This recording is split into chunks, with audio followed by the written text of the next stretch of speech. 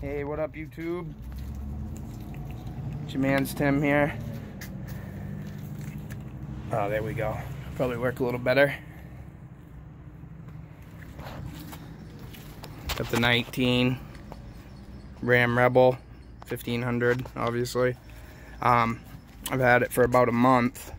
I just traded it, my 2017 Chevy Silverado in for her.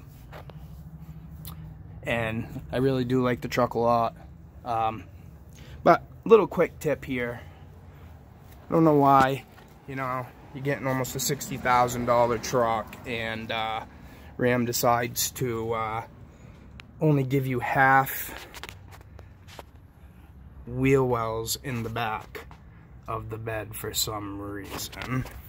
You know, and one of the things about my Silverado, it was a 2017 Silverado 1500 LT All-Star Edition, was the fact that it had these like corrugated mats up under the wheel wells. I was talking to my neighbor the other day and I never really understood it because, you know, it collects so much dirt and debris in the corrugated mat. And, you know, why didn't they put plastic in, you know, whatever. So, here. The reason for that is that the, those, you know, kind of, I don't even know, particle board, mat type material is actually for the dampening on the inside of the cab. So, and to be honest, the inside of my Dodge to the Silverado is, you can hear a lot more road noise. It's not ridiculous, but I mean, it is a pretty big difference with those corrugated mats there. But what I'm gonna do today is, I got these few extra cans of Plasti Dip laying around from, did my emblems and stuff on the Silverado, but I am going to coat this whole inner fender well down here to the black on both sides. Not only, first of all, it's gonna look a lot better to me personally anyways. Secondly, it's gonna protect it, obviously. Thirdly, it's not a permanent, you know, decision. You can always change your mind and take it off. And fourthly, I'm hoping that it helps with the dampening of the in-cabin noise while I'm driving back and forth to work every day. So, you know, I just took a piece of cardboard, cut it out, stuck it in there just to cover up the, you know, the coil springs, and, you know, there's some other stuff, wiring, and your exhaust is back there. Another video here pretty soon. I'm gonna be cutting my mid muffler off and putting a piece of straight pipe in there.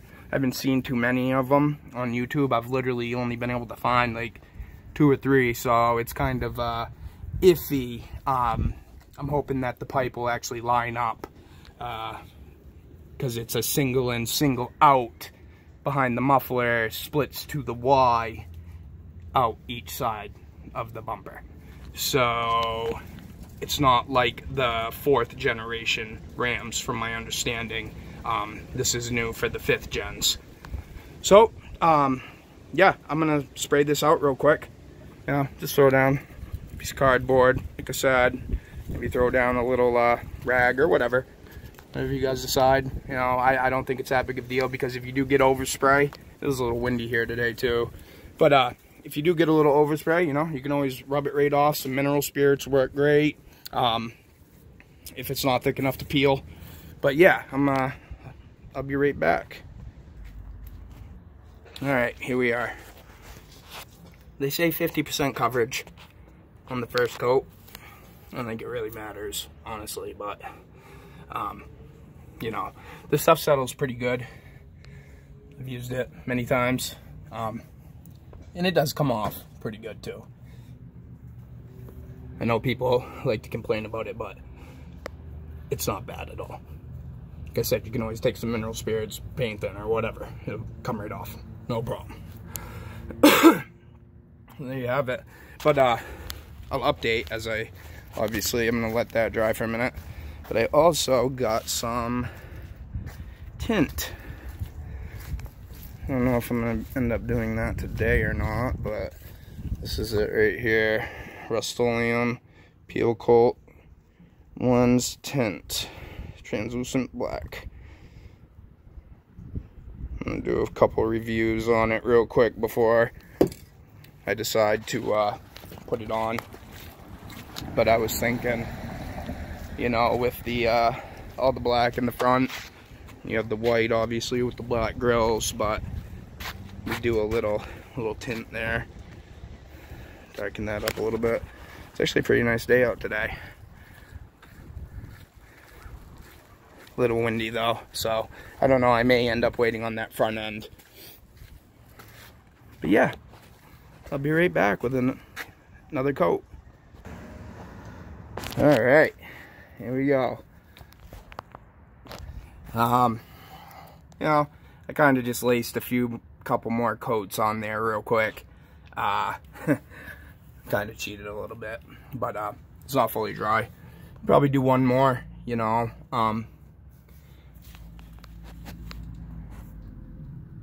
Yeah, probably gonna need one more. It's deceiving though. When it dries, it does look, it gives it a nice flat look. Now that all disappears back there with the color, instead of having that big white, like you saw that obviously. If you get down on the other side, I haven't done it yet. You know, I don't know, to me, I don't like it. Same thing when I got my my bed liner put in. It was just all so white. The tailgate, just so much white everywhere. But I got the Rhino liner spray in. It's actually really nice. They did a good job. There's the beast.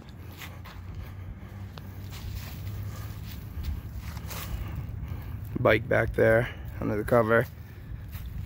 2017 Kawasaki Z900. She rips pretty good. Mark Motors, Sanford, Maine. They gave me a great deal on the truck. They were very kind and courteous, but they're still a dealership. Remember that. LED light package. Fogs. It's got 33-inch Goodyear Wrangler Duratrax on an 18-inch machined wheel.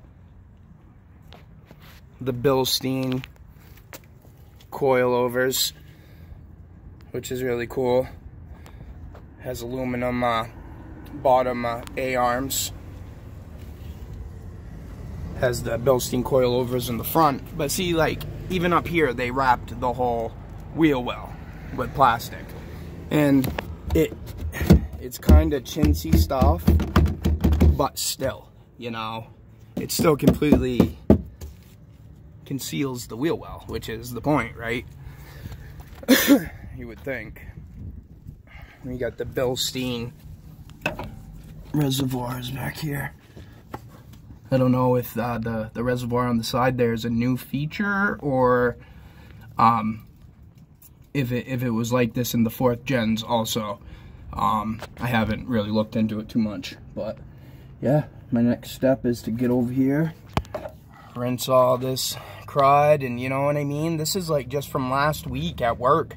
I washed it. Today is Sunday. I think tomorrow is Monday the 1st, I believe. And I mean, I washed this thing like last Sunday, or even maybe it was even Monday or Tuesday night, and the roads weren't very wet.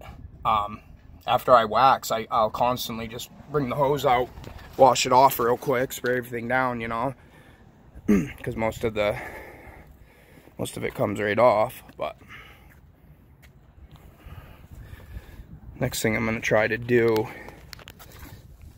I was mentioning earlier, is that big boy right there. I want to get that cut off. So it comes from the motor to that resonator, down past the drive shaft to this flange here with a hanger, down to the muffler, out, up to the Y pipe, which splits out each side of the bumper.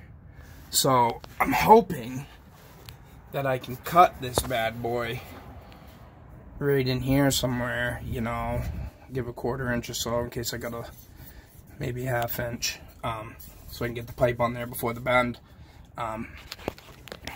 Same thing over here, leave that flange and hanger because it's going to be a piece of pipe, hopefully from here to here.